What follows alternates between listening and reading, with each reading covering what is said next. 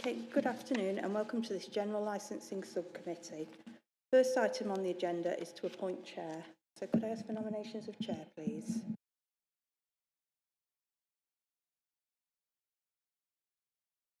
Councillor Wright. Seconded. Thank you. Councillor Wright? Yep, thank you everybody and welcome. I think we've got apologies from Councillor Holmes, no late items, and I'll just ask the fellow councillors for any declarations of any interest they may have, either pecuniary or whether the group which been applied to any decisions this committee will make. None. No, and there's none for myself. We're here to hear an application for a street trading consent for Grilled Out Limited, 151 St Thomas's Road, Derby.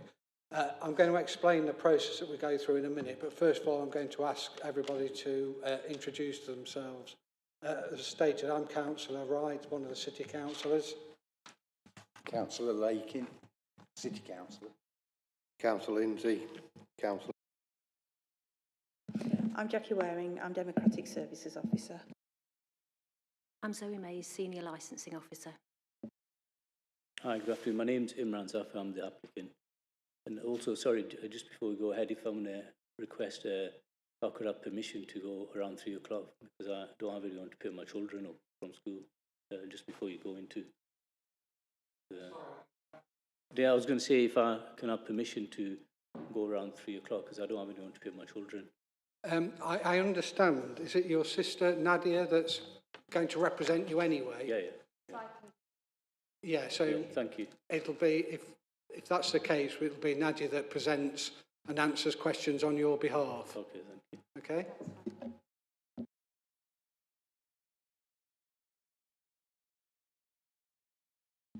I'm Farah Shua, Imran's sister. Good afternoon, I'm Nadia Shiva, Imran's sister. Good afternoon, my name is Samuel Hovath. I live on the property St Thomas Road, 151.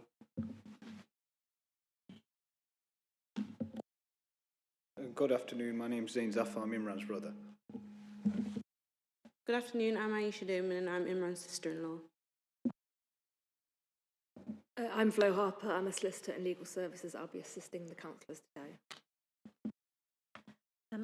Manju Gurn, a solicitor for the Derby City Council. Right, thank you everyone.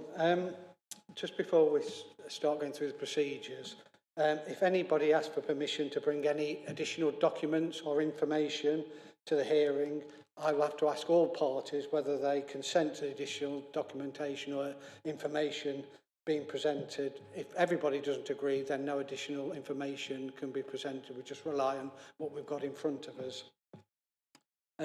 The first thing I'll do is ask the Council's licensing officer to present the report and outline the general terms of the matter that we're considering, which is your application for a street trading licence. Then I'll ask councillors or the legal representatives if they've got any questions for the licensing officer.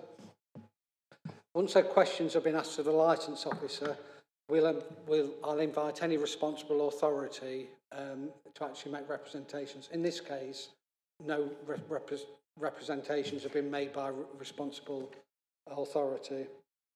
Then we have got interested parties that have made written representations. They're not here today. Well, I'll then ask, it'll be yourself then who's representing the applicant to actually present the application and respond to any representations that have been made or any other issues. And then again, I'll ask the councillors and the legal team whether they want to ask you any questions as well. And then there'll be an opportunity to sum up from the licensing officer and from yourself to actually, summarise what we've heard, and then we will retire and make a decision in terms of the application. Does that all make sense and follow that? Okay, right, over to you, Zoe, thank you. Thank you, Chair. On the 20th of October 2023, a valid application for a street trading consent was received from Mr Imran Zafar for a trailer known as Grilled Out Limited on 151 St Thomas Road, Derby, outside the Pear Tree Public House. The new street trading policy is attached in Appendix 1. The application with supporting documentation is attached in Appendix 2. Street trading email was circulated to the relevant consultees, including agencies, for any comments. A copy of the email sent to consultees is attached at Appendix 3. A public notice was also on display on the van and the surrounding areas, detailing the applicant applying for the consent, the items proposed to be sold, which include burgers, wraps, soft drinks, etc., and the last date for representations to be received on the 17th of November 2023. During the consultation period, 5 relevant representations were received. The main reasons outlined in the representations relate to concerns about the potential for public nuisance, public disorder, and the presence of the food trailer could negatively impact on the street and disrupt sleep. Full details of the representations can be found in Appendix 4. The Licensing Committee can decide to grant the consent as applied for, grant the consent subject to modification, including but not limited to days, times, locations, conditions or duration, or refuse to grant the consent. Thank you. Right, are there any questions from councillors? Not at this thing. I've got a question. One of the interested parties say that there's another street trading licence at the Pear Tree Library, and it's in a close proximity. Do you know whether there's a street trading licence at the Pear Tree Library? Chair, we haven't got anything on record about that, unless it's an actual unit that's inside that's got a separate permission. I'm not aware of an actual trailer. Right, okay. Thank you. Nothing from me, thank you, Chair.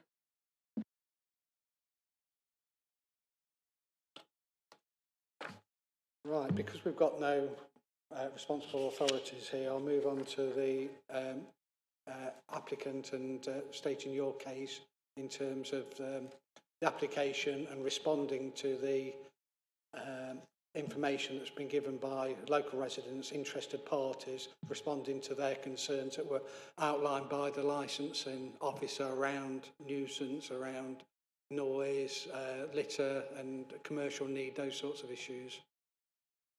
So,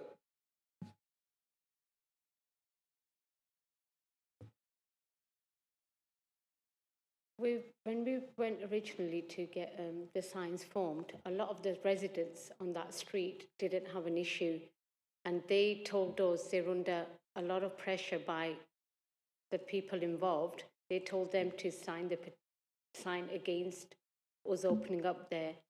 Reason why? Because it's not because of the noise or pollution or anything like that, because there's a noisy pub already on that road. Because we're Punjabis and they're Mirpuris, that's one of the facts as well, but obviously they won't say that. And a lot of the people on the street said, we don't have an issue, we're under a lot of pressure because they belong from the same background. You know, the old Mirpuris, it's like one family kind of a thing, but they've come from different castes. And we're under a lot of pressure, and this gentleman went to each house to tell them not to sign, tell them to sign against it.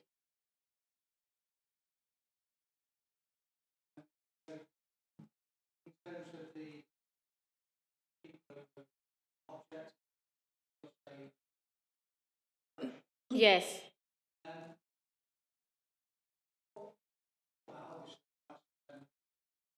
Because they know each other, they live on the same street. Yes, they do, yeah.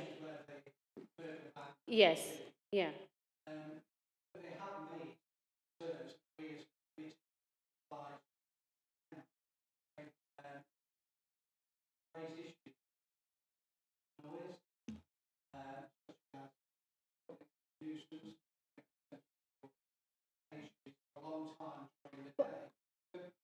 I respect, obviously, what they obviously have to say, but the fact is, I don't understand how there's going to be noise. It's a very busy road anyway. There's cars going up and down. I don't know how our trailer is going to affect them in terms of noise. because we're going to do deliveries, obviously. And there's a noisy pub. It's so loud. And I don't understand why they're not taking that in consideration, or why there hasn't been anything done about that. And they're just focusing on our trailer. How are we going to possibly make noise? People are literally going to order and we're going to deliver.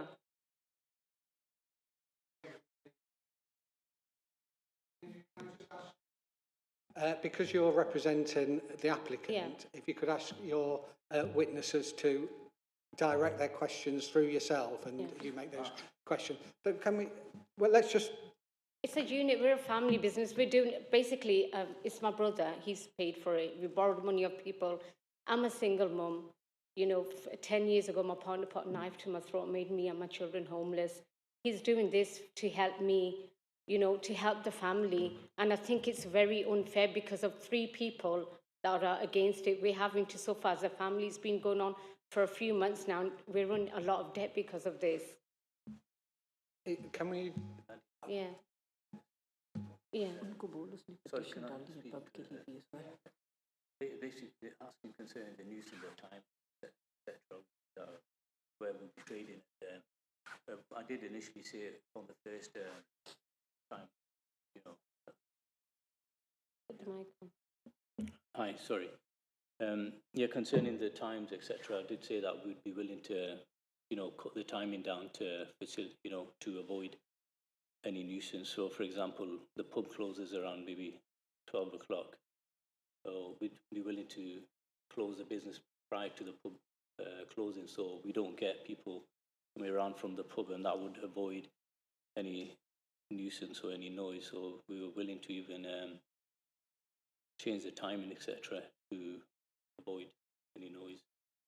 In addition to that, we've also not used a generator. We use direct private, you know, energy from the building on site. That's something else, another measure we put in place. And also, excuse me, the other thing as well, which we did was put in one of them silent ventilation system, even gone to that extent to avoid further noise. So we've done everything possible to try to eliminate the issues or any concerns that, you know, people may have. So we've gone through that sort of process as well in terms of nuisance. And concerning any sort of further issues like rubbish or anything like that, because that could be a nuisance as well. So we've got industrial bin on site as well. Yeah, thank you.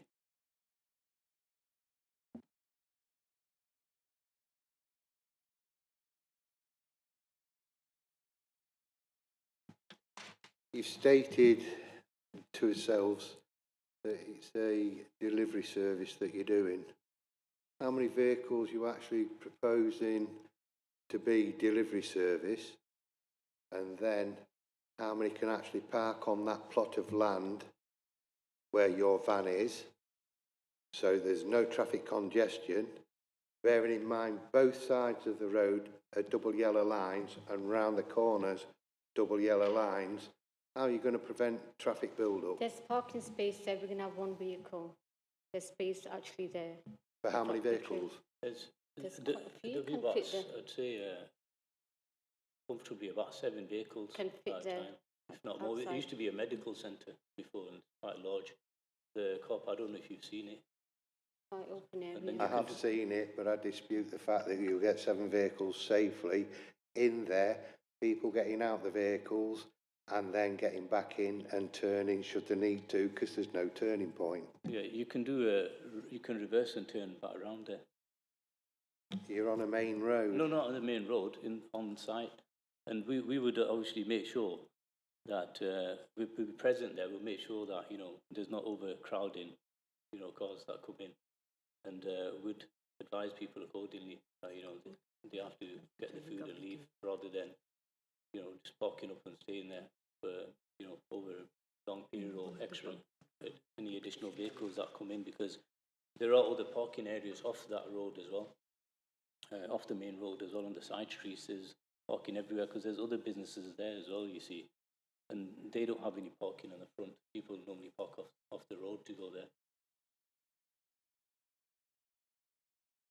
Thank you. May I just ask, how many of your own vehicles will you be using for deliveries? One. Just the one? Yeah.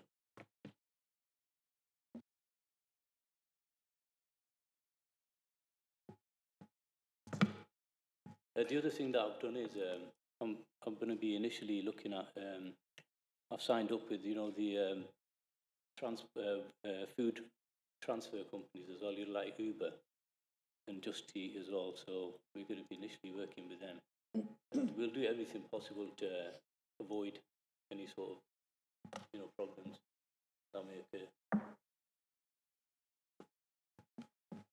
So, I mean, one of the issues that we've got to cover is commercial need, and where you're proposing it is right next to a pub and grill, and the type of food that you're proposing to sell sounds very similar to what they sell in the pub next door. So how are you...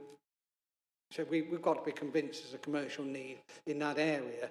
And do you understand the point? Having a pub right next door and then somebody selling grills and burgers next door to that appears to be a, you know, so I'd like to pursue that argument and understand how you're going to actually operate as a business when you've got an established, long-term established business next door.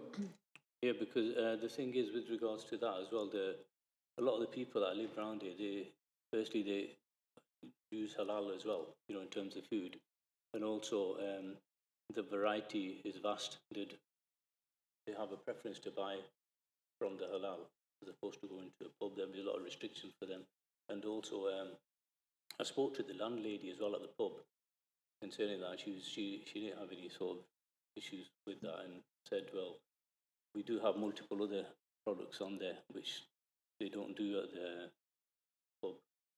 You know, the main thing is majority of the people around there use halal, so that will accommodate them. And I've seen the menu as well, the pub menu, and we have a variety of food which the pub doesn't basically serve. Okay, and you mentioned doing takeaways as well and coming up with some sort of fast food delivery service. I mean, again, that is a concern, that if you've got delivery services turning up regularly, it is a, I take your point about the space actually in the premises, but you're on a main road with double yellow lines, and you know, you're inviting traffic violations from your potential customers. So, you know, I'd like to know a bit more about how you would cope with, you know, if you do have a rush on deliveries at a certain time, how you're going to make sure that the people aren't causing congestion, illegal parking, blocking. It's a fairly narrow footpath there as well, blocking the footpath, waiting for you to serve them. Yeah, what we do is, in terms of the delivery aspect, you were saying, weren't you? Yeah. Concerning that, we'd put a note on there. We've got an electronic, you know, system when we put an order in with Uber or the relevant delivery system, and we'd put there specifically that, you know, we'd expect the delivery driver to be in a sufficient parking lot off the road, because there's a lot of side streets there with you don't need a permit to park there, so they've got several streets they can park. So we're even willing to go to that extent to do that as well. Okay, and you introduced a questionnaire where people have signed saying that they support your application. We can't see a lot of the, it's difficult to understand where the people that have signed your petition come from. A lot of them are just, you know, forenames like Robert or Veronica. I'd like to know where these people live, because the people who have objected are all very local to where you're proposing to be. So could you... I've got all the names and numbers and addresses here of all the people. Can you read it out? Shall I hand it out? Give Well, it to could you just yeah. read... Martin Pisco, 164 St Thomas Road. Then we've got Nazma Shafiq, 156 Thomas Road. Then we've got Sedona, 151 Thomas Road. Then we've got Robert, 157 St. Thomas Road. Veronica, that's 157, they're the same family. We've got Anmara Hussain, 152 St. Thomas Road. Then we've got Shadaman, 144 St. Thomas Road. There was another paper as well. There's two. There's another page.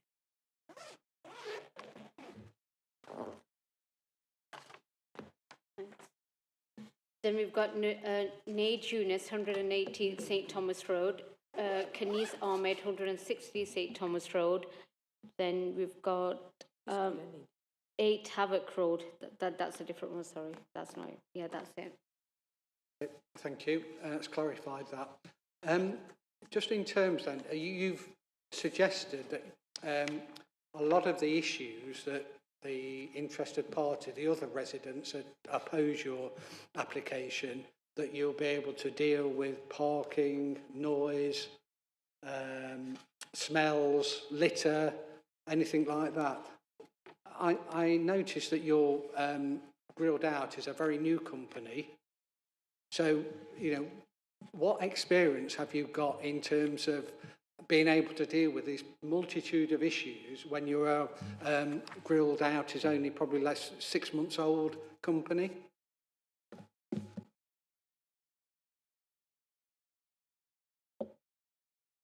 Hi.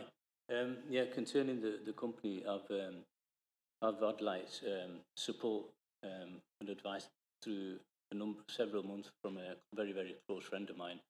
And he's been in the industry for over 20 years in the fast food industry in terms of preparation and support and advice. And then we had a specialist company which has gone through all the do's and don'ts and, you know, all the relevant safety guidance, training, etc., to make us all like sufficient, competent, fulfill the sort of requirements in terms of what's needed and what should be done, etc., safety and public and customer service, etc. And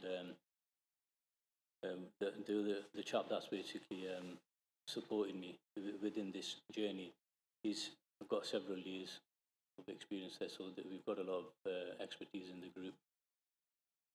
Yeah, and I appreciate, and you've obviously got a lot of support here in terms of family support, as well. And I do understand that you've, you know, it appears you put a lot of time and effort into the application, but what I really want to know is there's a difference between putting an application in and actually running a day-to-day business and dealing with all the issues that have been raised in the objections. You know, we've got to be convinced that those objections, that we're satisfied that there's mitigation in place so they don't become... So what I'm asking really is, apart from putting the application, have you got any experience in terms of running a fast food business that you could rely on, so to help us reassure us that you've got the ability to actually do what you say you're going to do? Yeah, so my friend that's basically supporting the business in terms of he's worked on helped us with the concept and the ingredients and put everything together. He'll be willing to come on full time when we, you know, operate. So he'll be overlooking the whole operations and making sure that things are done according to how they should be done, etc. So he'll shadow us for a number of months until everything's as it should be, basically. So there'll all be aspect of training going on all the time, and he's got so many years of experience that he'll be working on fully. And then the part-time chap, he's worked a number of fast food takers before. Could you tell us who these people are, just so that we, you know... My brother-in-law, and he's his had name 7 is? years experience, Asad 8 Shah. years, Asad Shah. Right. Yeah, So he'll be working there, and then Mr. Raphael. Mr. Rafat, he couldn't come in today. He's in Birmingham. He's able to appear at a later date, or if you need anything from him, it's not an issue. He's had over 20 years experience running restaurant chains up and down the West Midlands.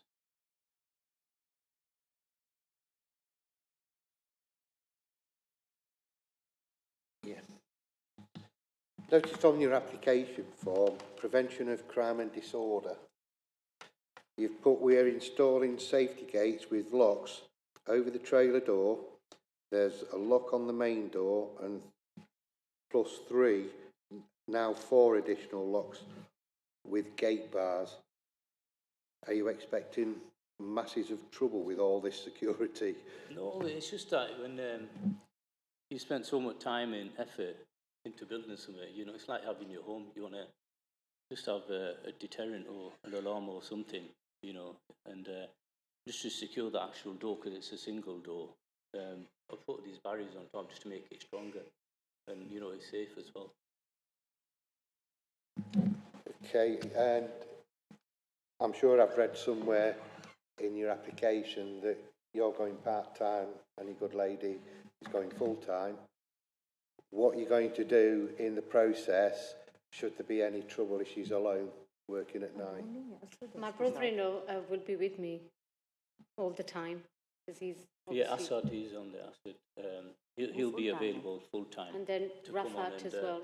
Mr. Rafat. Mr. Rafat, you'll see him as well. He'll be there for a number of months with us. And already we had a... Can I just return to the councillor's point? The issue around crime and disorder, I understand you want to keep your property safe, and that's highly understandable. But the issue really about reducing crime and disorder is that it's not unknown with fast food outlets, especially late at night, that there can be a bit of a magnet for trouble. So the issue of crime and disorder is making sure that you've got the ability to deal with not necessarily your customers, but people who, because you're close to the road, you're next to a public house, if there were any antisocial behaviour, dealing with that. Good thing is, like, I've been in Derby for almost 20 years and I'm more or less known to all the different ethnic background and people in the community, because I sort of like socialise a lot within the local, you know, whether it's the club, youth community, Asian community clubs or mosques or etc. So I've got a sort of like good relationship with a lot of the community around there. And people are even asking, even though we close it, I mean, they're always knocking on their door. Samuel is here, just sitting there, the trailer's on their property. People are always asking when you're opening, you know, they keep coming around.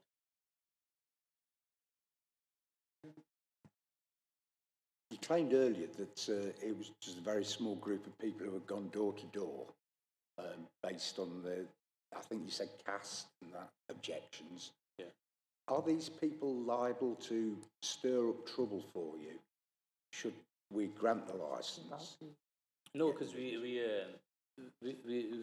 sort of like tried to resolve it as a community and spoke to the local mosque as well, and they've spoke to the family people. I don't think they're going to stir no trouble in that sense, but you know, it's more of the fact that trying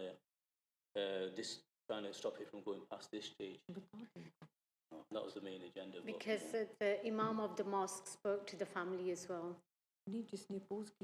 Yeah, the person, Mr. Shamrays, who opposed it, they spoke to him as well. Yeah. So we thought, you know, as a community, because we don't want trouble with them. We just want everything to go smoothly. Do you see what I mean? Yeah, I'm just thinking of, Yeah. in the past there's been like the ice cream wars where different factions... No, nothing like that. No, No, nothing like that. The family people. But So you don't expect any further trouble from these parties? No. No. Thank you.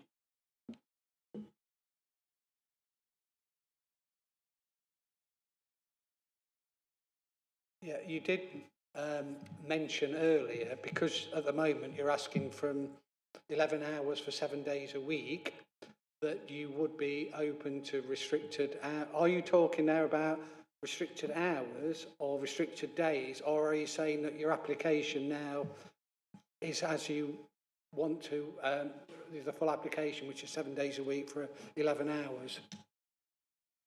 I was saying, just to facilitate the community and people, or to keep everything as it should be in terms of causing, you know, unnecessary headache to other people, we're willing to cut the hours down, or even maybe cut a day down. We're pretty open to that. Like, for example, before, we was thinking of open till 12, then when we found out there's an issue, there's going to be a pub there, and at 12 o'clock, people could unnecessary. You know, I'm not saying everyone goes at delivery to get drink. Some people go socially, but to avoid any sort of further issues of noise, we said that we'd close, you know, before the pub closes. So to avoid that, anyone coming from there making any noise or any sort of issues. So we're willing to adjust the hours accordingly.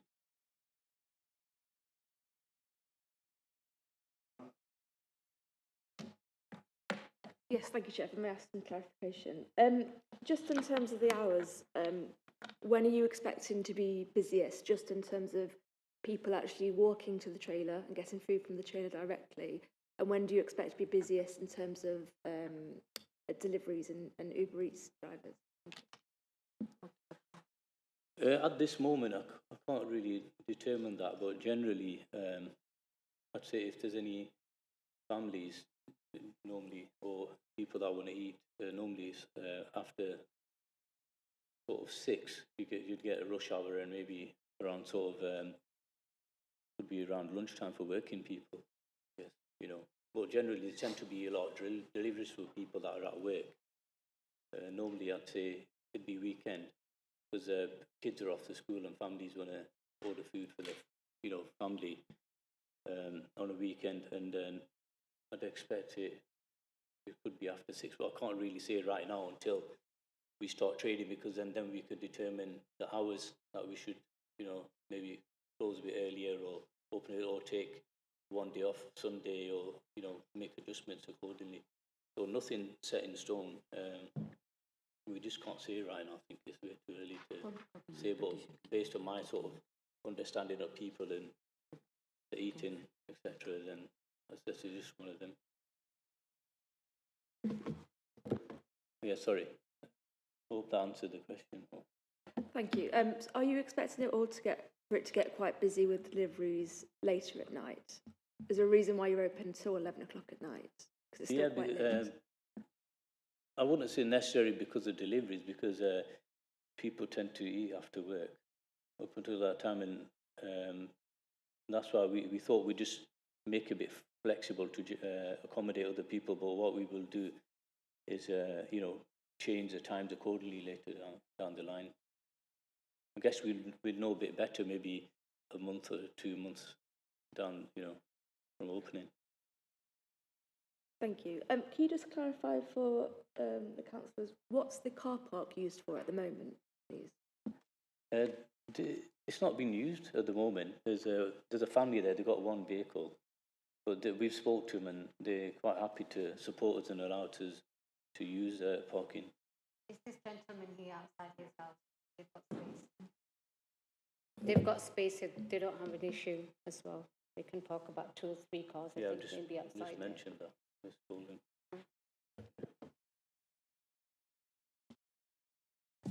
You said there's adequate parking around the area where there's not double yellow lines, but in my experience of human nature, people are very idle and will want to park directly outside.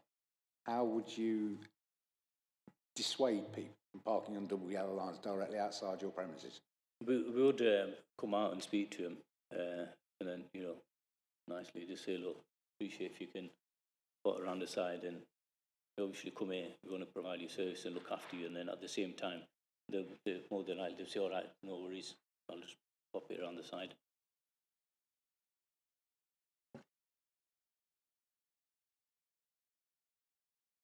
The other thing that I would, I've been thinking about that as well, is to put a sign out as well, you know, them signs that go up to say no parking, or make it a bit clear so people can even see it just before they even come in. So we can do that as well, it's not an issue. Just one final question, thank you. The petition that you have collected signatures for, how did you go about collecting them, please?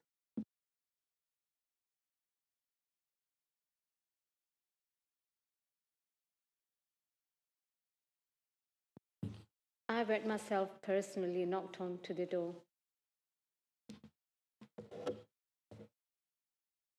Thank you, no further questions. Thank you.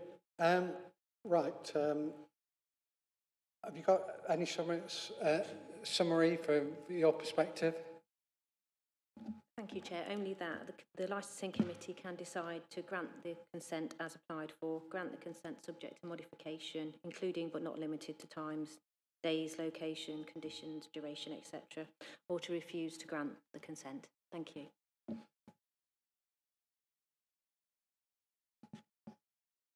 We'd normally ask now for summary from responsible authority. I mentioned earlier, and they've not made, none of them made representations, and interested parties. We've got their written submissions, and we've heard your responses to their issues. So, is there anything you'd like to say in terms of before we retire and consider this application? Anything in summary in terms of your application? Yeah. Apart from everything we've discussed with you, as a family, we've suffered a lot. Like my sister-in-law, she was a dental nurse. She quitted her job just for this. Then obviously our appeal got refused and everything. Then we've come this far, and as like every single person, we've suffered a lot because of this. You know. We just want the opportunity to provide for and give us for a our chance family to just start and also at the same time respect the council and their expectations from us. And we just want to thank you, for the time. That's